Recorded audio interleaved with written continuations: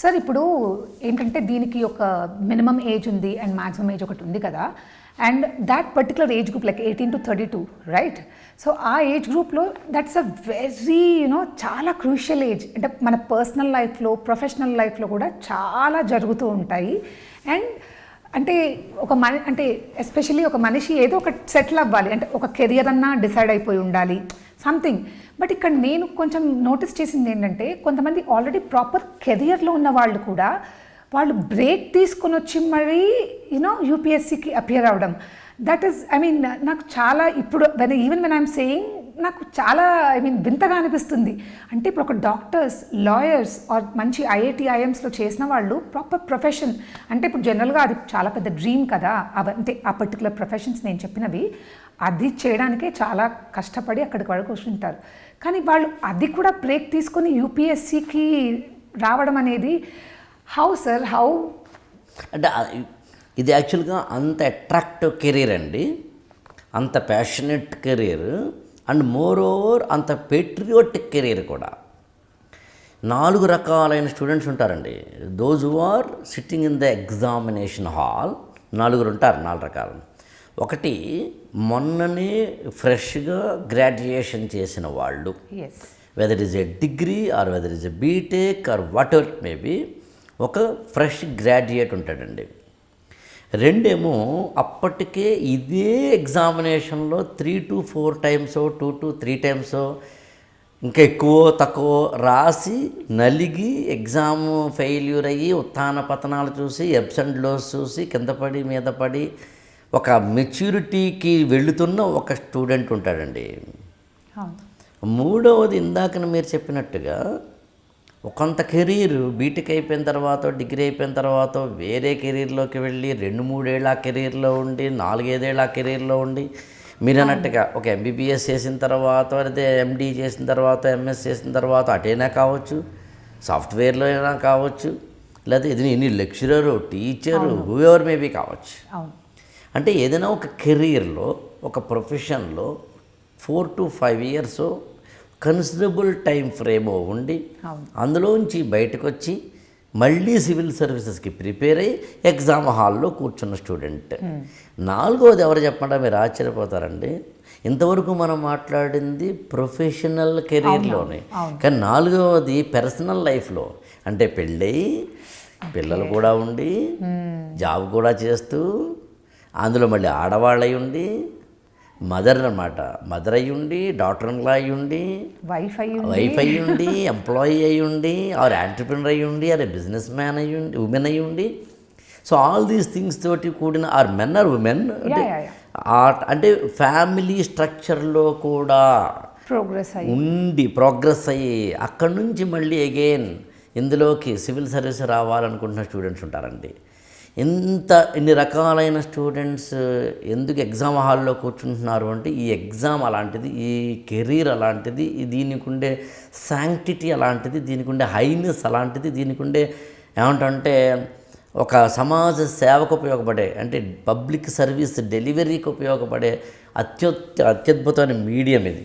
అందుకని people are very much interested అండి. That's what, oh my god. అంటే చెప్తే each one has their own, అంటే ఒక్కొక్కరిది ఒక్కొక్కటి ఉంటుంది స్టోరీ, దేర్ ఫేజ్ ఆఫ్ లైఫ్లో, అండ్ వాళ్ళ లెవెల్ ఆఫ్ మెచ్యూరిటీస్ డిఫరెంట్ ఉంటాయి, వాళ్ళు చూసింది డిఫరెంట్, చాలా డిఫరెంట్ ఉంటాయి. సార్ ఇప్పుడు మీరు చెప్పారు కదా లైక్ 2 or 3 attempts ఫెయిల్ అయిన వాళ్ళు అని. సార్ వాళ్ళు ఎలా మోటివేటెడ్గా ఉంటారు సార్? అంటే ఫస్ట్ టైం ఎప్పుడైనా ఏదైనా రాసినప్పుడు ఆ జోష్, ఆ ఎనర్జీ వేరు, ఇంకా డూ ఆర్ డై, ఇంకా ఒక్కసారి అయిపోద్ది అనే ఒక లెవెల్ ఆఫ్ ఎంతూజియాజం ఉంటుంది.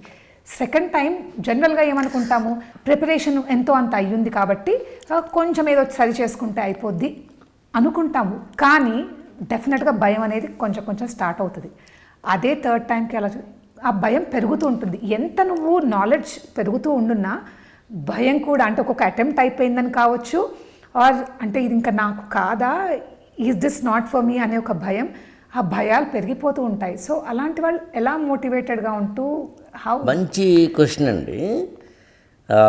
ఇది ఇప్పుడు ఒక పాము వచ్చింది అనుకోండి ఇంట్లోకి, చంటి పిల్లాడు అది పామని కలుస్తుందని తెలియదు కాబట్టి దాన్ని ఆడుతుంటాడు, పాడుతుంటాడు, కొడుతూ ఉంటాడు, దాంతో కౌలించుకుంటూ ఉంటాడు. బట్ మనకి తెలుస్తుంది కదా, అందుకని మనం భయపడతాం. అలా మీరు చెప్పినట్టుగా ఫస్ట్ టైమర్కి వాడు ఫస్ట్ అటెంప్ట్లోనే ఐఏఎస్ అయిపోతాడనే ఫీలింగ్లో ఉంటాడు. అయినా అవ్వకపోయినా అవుతాడనే ఫీలింగ్లో ఉంటాడు. ఇంతే కదా ఎగ్జామ్ అనుకుంటాడు, ఇంటర్మీడియట్ ఇలాగే రాశాను కదా, డిగ్రీ ఇలాగే రాశాను కదా, ఇది ఒక ఎగ్జామినేషన్ అనే ఒక భ్రమలో ఉంటాడు. యాక్చువల్ జీవితంలో నాకు తెలిసి భ్రమలే చాలా అందంగా ఉంటాయి ఆబ్వియస్లీ సార్, వాస్తవాల కన్నా. కానీ 2 సార్లు 3 సార్లు రాసిన వాళ్ళకి, కెరీర్ని వదిలేసుకుని రాస్తున్న వాళ్ళకి, ఫ్యామిలీని కూడా వదిలేస్తే రాస్తున్న వాళ్ళకి ఖచ్చితంగా ఒక ఫియర్ కాంప్లెక్స్ ఉంటుంది.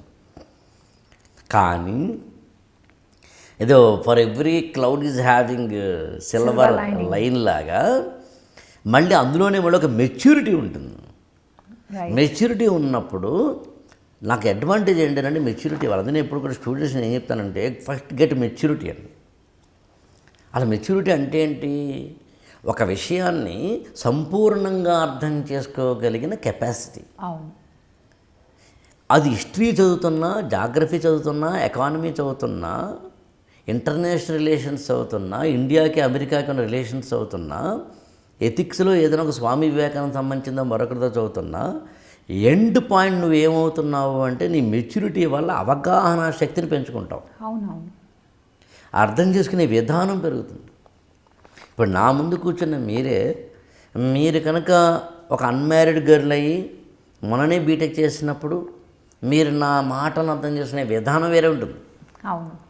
అదే మీరు ఆల్రెడీ ఒక మ్యారిటల్ లైఫ్లోకో లేదా ఒక ఫ్యామిలీ లైఫ్లోకో ఏదో ఇద్దరు పిల్లలను, ఒక తల్లి అయ్యి, ఒక వైఫ్ అయ్యి, ఒక డాటర్ ఇన్ లా అయ్యి, ఒక కెరీర్ని కూడా చేసుకుంటూ ఇన్ని రకాలైన బాధ్యతల్ని భుజాన మోస్తూ ఇక్కడ కూర్చున్నప్పుడు నా మాటల యొక్క అంతరార్థాన్ని అర్థం చేసుకునే విధానం ఎక్కువ ఉంటుంది. అవును. ఆ ఎక్కువ ఉండడం అనే ఒక మెచ్యూరిటీ ఏం చేస్తుందంటే ఎగ్జామ్ హాల్లో నిన్ను కాపాడుతుంది. అందుకని ఇటు అడ్వాంటేజ్ డిసడ్వాంటేజ్ అవుతుంది, డిసడ్వాంటేజ్ ఏమో అడ్వాంటేజ్ అవుతుంది. ఎలా చూసుకున్నా కూడా. అందుకే నేను ఎప్పుడు ఏమంటానంటే ఫ్రెష్ స్టూడెంట్ని నువ్వు మనం ఇందని చెప్పిన కేటగిరీ 4 రకాలండి. ఇవి ఓవరాల్గా ఎగ్జామ్ హాల్లో కూర్చున్న వాళ్ళు. కానీ ప్రిపేర్ అవుతున్న వాళ్ళలో వీళ్ళతో పాటు అదనంగా ఇంకో ఉంటారు. కొంతమంది 8th క్లాస్ నుంచే ప్రిపేర్ అవుతారని. సరే, ఇప్పుడు దాని మీద డిస్కస్ చేద్దాం మనం. అసలు 8th క్లాస్ నుంచే, 9th క్లాస్ నుంచే, డిగ్రీ నుంచే, ఇంటర్మీడియట్ నుంచే ప్రిపేర్ అవుతున్న వాళ్ళు ఉన్నారు.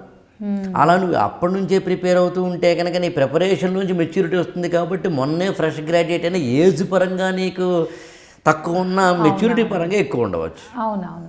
ఓవరాల్గా మెచ్యూరిటీ ఉందా లేదంత not matter of age or stage. Exactly. Maturity అనేది మనం సిచ్యుయేషన్స్, మనం ఎన్ని పరిస్థితుల నుంచి అధిగమించాము, how much life you have seen. ఉన్న వయసుతో సంబంధం లేదు. ఆ వయసులో మనం చూసిన ఎదుర్కొన్న పరిస్థితులు వాటన్నిటిని బట్టి వస్తుంది. సో అలా అనుకున్నప్పుడు మీకు ఆ మెచ్యూరిటీ జోన్లోంచి కదా. అందుకు నేను ఎప్పుడు ఏమంటానంటే ఎవరైనా స్టూడెంట్ ప్రిపేర్ అవుతున్నప్పుడు కంగారు పడకు. ఫస్ట్ ఈ ఎగ్జామినేషన్ ఫస్ట్ అటెంప్ట్లో అయిపోవాలి అని ఆదుర్దా పడకు. ఇక్కడ అన్నీ ఒకేసారి నేర్చేసుకోవాలి తొందరపడకు. ఇక్కడ నాకు రాదేమో అనే భయపడకు. ఎలాగైనా వచ్చేయాలి అని ఆతృత పడకు. Cool baby cool. ముందు తెలుసుకో. ఒక రీడింగ్ ఇవ్వడానికి ఎన్ని రోజులు పడుతుంది అనుకుంటున్నారండి? ఇంకొక దాంట్లో మనం డిస్కస్ చేద్దాం ఇంకొక ఎపిసోడ్లో. ఒక రీడింగ్ మొత్తం ఇవ్వడానికి 1 year పడుతుందండి. సో 1 year పాటు అది మనం బాగా డిస్కస్ చేద్దామండి. 1 year పాటు నిన్ను ప్లాన్ చేసుకుంటే నీకు పూర్తి స్థాయిలో ఒక అవగాహన ఏర్పడుతుందండి. అందులో 1 year పాటు నువ్వు ప్రిపేరేషన్ చేసిన తర్వాత నీకు అసలు అవగాహన కలుగుతుంది. ఆ తర్వాత ఇంకొక 1 year పాటు దీని మీద ప్రిపేర్ అవుతుంటే నీకు మెచ్యూరిటీ కలుగుతుంది. అంటే కనీసం 2-3 ఏళ్ళు ప్రిపేర్ అయితేనే కానీ ఎగ్జామ్ రాయడానికి నిజానికి అర్హత లేదు నీకు. నేను రాయద్దంటలేదు, రిజల్ట్ పొందడానికి అర్హత లేదు. You should be deserved. True. ఆ డిజర్వ్నెస్లోకి వెళ్ళు, డిజైర్లో కాకుండా. కోరికలు కాదు నీకు కావాల్సింది, అర్హతలు. ఎగ్జాక్ట్లీ. ఎస్పెషల్లీ ఇలాంటి దానికి నిజంగా చాలా అవసరం. ఎంతో బాధ్యతమైన పొజిషన్స్ తీసుకోవాలి అంటే నిజంగా మనం దానికి ఎలిజిబుల్ అనే ఫీలింగ్ మనకి ఇండివిజువల్గా. అందుకని ఎందుకు ఇక్కడ మెచ్యూరిటీ కలుగుతుంది అంటే, ఎందుకు మీకు లేట్ అవుతుంది కొంతమందికి, ఎందుకు అంటే ఆల్ దీస్ థింగ్స్ అనమాట. అందులో ఎప్పుడు స్టూడెంట్కి ఏం చెప్తానంటే, అరే బాబు నువ్వు ఏదైనా చేయడం, గెట్ మెచ్యూరిటీ. ఆ పరిణతమైన ఆలోచన దృక్పథంలోకి వెళ్ళు. ఫస్ట్ అటెంప్ట్లో క్లియర్ చేసిన వాళ్ళు ఎంత పర్సెంటేజ్ ఉండొచ్చు సార్? ఏదండి ఫస్ట్ అటెంప్ట్లోనే క్లియర్ చేసే ఛాన్సెస్ లైక్ 1% కూడా ఉండరండి. రియలీ 1% ఉండరు. First attempt surprise. ఉంటారండి కాదు 1% అండి. ఓకే కానీ నేనైతే ఏమంటానంటే ఫస్ట్ అటెంప్ట్లో ఐఏఎస్ రావడం ఏమి గొప్ప విషయం కాదండి. కదా. కావాలంటే నీకు అడ్వాంటేజ్ విషయం అయి ఉండాలి. ఎందుకంటే తొందరగా అయిపోయింది అమ్మయ్య అవునవును. కీలకతం దుకాణం బంద్ అక్కడ అనిపిస్తుందేమో తప్పించి, కానీ ఎప్పుడు వచ్చామని కాదనే బుల్లెట్ దిగిందా లేదా అంత పాయింట్ అండి. ఇప్పుడు చాలా సింపుల్ చెప్తానమ్మా. యూపీఎస్సీ ఇంటర్వ్యూకి వెళ్ళినప్పుడు అప్పుడు 4 సార్లు రాసావు అనుకుందాం, 4 పోనీ 5 సార్లు రాసావు అనుకో, 6th అటెంప్ట్లోకి వెళ్ళావు అనుకుందాం. వాడు నేను చూసి మహా అయితే అడుగుతాడు అంతే, ఇన్నేళ్ళు ఎందుకు డిలే అయిందని అడుగుతాడు. ఓకే డిలే అయిందని దాన్ని బట్టి నిన్ను అండర్ ఎస్టిమేట్ చేసేడు వాడు. ఎందుకంటే వాళ్ళకి ఎగ్జాక్ట్లీ. పైగా అక్కడ కూర్చున్న వాడు కొన్ని 100 మంది చూస్తాడు కదండి. అండ్ వాళ్ళకి తెలుసు. ఇప్పుడు మేము బీటెక్ అయినా 1 ఇయర్కి మీకున్న మెచ్యూరిటీ లెవెల్కి ఇవాళ మీ మెచ్యూరిటీ లెవెల్ తేడా ఉండదా? చాలా తేడా. మరి రిటైర్ అయ్యి ఆల్రెడీ సర్వీసులు చేసిన వాళ్ళకి కూర్చున్న వాళ్ళు నిన్ను ఇక్కడ 5 అటెంప్ట్లు అయిపోయినాయి అని వేస్ట్ వెళ్ళి ఎందుకు అనుకుంటారు? అనుకోరు. 2 ఒకళ్ళు అనుకున్నారనుకుందామండి, అనుకుందాం ఏమంటే మనల్ని, మన పర్సనాలిటీని, మన క్యారెక్టర్ని, మన టాలెంట్ని, మన స్కిల్ని, మన ఎక్స్పీరియన్స్ని వాళ్ళెవరు జడ్జ్ చేస్తుంటే ఆ జడ్జిమెంట్ అనేది ఒక 275 మార్కులు ఇంటర్వ్యూకి ఉంటే ఉందేమో, లైఫ్కి లేదు కదండి. Life is much more bigger canvas. Life చాలా పెద్దది. ఆ ఎగ్జామినేషన్ ఫెయిల్ అవుతావేమో, అవ్వబ్బా లైఫ్లో అయితే ఫెయిల్ అవ్వవు కదా. అందుకని ఎక్స్పీరియన్స్ తోటి నువ్వు వెళ్ళినంత మాత్రాన, అటెంప్ట్లు అయిపోయిన వెళ్ళినంత మాత్రాన వాడేమండు. మొదటి పాయింట్. 2 సర్వీస్లోకి వెళ్ళారనుకుందామండి. చంద్రబాబు గారితో ఆయన సీఎంగా ఉన్నారు, కాన్ఫరెన్స్ ఆఫ్ ద కలెక్టర్స్ అనుకుందాం. అప్పుడు ఆయన ఫస్ట్ అటెంప్ట్లో అయిన వాళ్ళు ఎవరు నిలబడండి అంటలేదే. ఆయన ఫస్ట్ అటెంప్ట్లో అయిన కలెక్టర్ అందరూ ఒకసారి నిలబడండి. Is not. ఎవరైతే పెర్ఫార్మెన్స్ చూపిస్తున్నారో వాళ్ళు కదా. ఎవరైతే ఆ డిస్ట్రిక్ట్లో ఆ స్కీమ్స్కి సంబంధించి, ఆ ఇంప్లిమెంటేషన్ ఆఫ్ ద గవర్నమెంట్ పాలసీకి సంబంధించి, those who are giving much more quality of the delivery of the service to the society. Common man ఎవరు కాపాడుతున్నారో చూస్తున్నాడు తప్పించి, కానీ డిజాస్టర్ ఏదైనా వస్తే ఎవరు వెళ్తున్నారో చూస్తున్నాడు తప్పించి, కానీ ఏదైనా క్రైసిస్ వస్తే ఎవరు నిలబడుతున్నారో చూస్తున్నాడు. నీ పర్సనాలిటీ, నీ ఎథిక్స్, నీ క్యారెక్టరు, నీ మారల్స్, నీకుండే యాప్టిట్యూడ్, నీకుండే యాటిట్యూడ్ ఉపయోగపడుతుంది తప్పించి, కానీ నువ్వు ఫస్ట్ అటెంప్టా లాస్ట్ అటెంప్టా నాకు ర్యాంక్ వచ్చింది, 3rd ర్యాంకర్ అయినా, 4th ర్యాంకర్ అయినా, 5th ర్యాంకర్ అయినా, 1st ర్యాంకర్ అయినా, 275వ ర్యాంకర్ అయినా, అక్కడికి వెళ్ళిన తర్వాత ర్యాంక్ అని బట్టి ఉండదు, పెర్ఫార్మెన్స్ బట్టి ఉండదు. దట్ డజంట్ మీన్ ఒకళ్ళు తక్కువ చేయడం కాదు. మనం ఫస్ట్ అటెంప్ట్ వాళ్ళని తక్కువ చేయడమో, ర్యాంక్ అని తక్కువ చేయడం మన ఉద్దేశం కాదు. What I want to convey end result in that point. Bullet దిగిందా? ఎగ్జాక్ట్లీ.